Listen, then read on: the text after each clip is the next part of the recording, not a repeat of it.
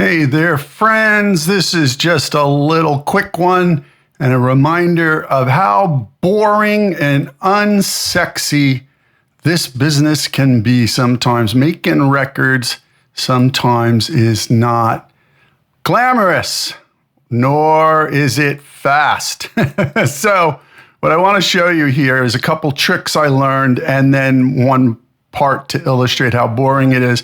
So right here is an 808, and I've tuned it and printed it just the way I want it. But one thing I learned from Jason Joshua, who I really admire the way he approaches his craft, because he's an excellent mixer, but he's just, the way he describes certain aspects of it are so tangible and relatable and easy to convert to your own system. So I highly encourage you to check out Jason Joshua, Jaycen Joshua. So let's look at this. Now you can see here on the 808, I have some volume rides. If I can get it back here, you'll see some volume rides right there. Now those volume rides right here are hitting at the same time as the kick.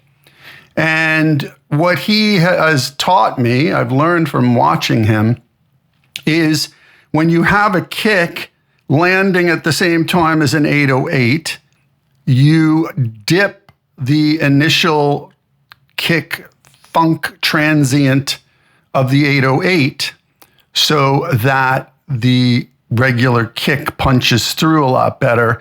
And you also have more headroom.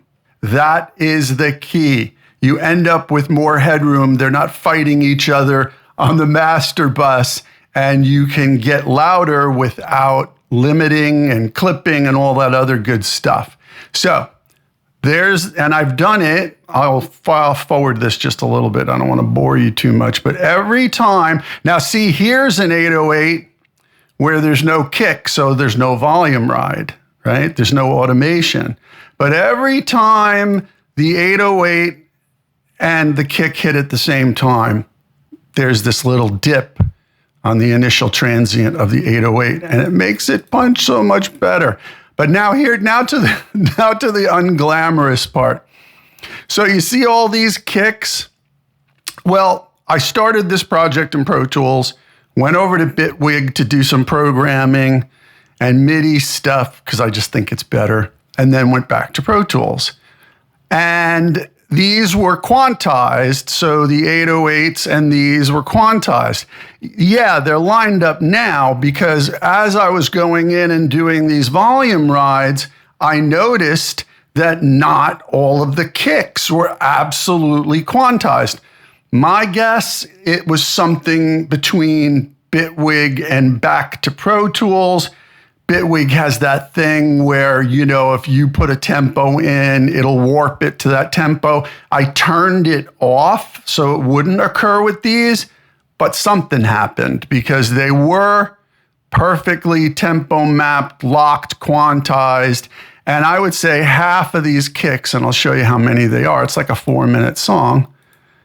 A lot, right? So look at that. There's like 100 kick hits. And these I had to go through, and I would say, conservatively 65% of them had to be moved and lined up with what I had done. Let me get back to the waveform view. So to line these all up, I don't know. Like I said, if there's 100 of them, I fixed 70 of them, and it makes it punch much better. So that little automation dip at the top of the 808, if you use 808s, maybe you don't. But if you use more than one kick drum, you might want to decide which one of these do you want to take precedence and think about that same technique. It's kind of cool. And I'm going to expand this so you can see the length of it. It's not very much, right? It's like not even a second. Let's see how long it is. It's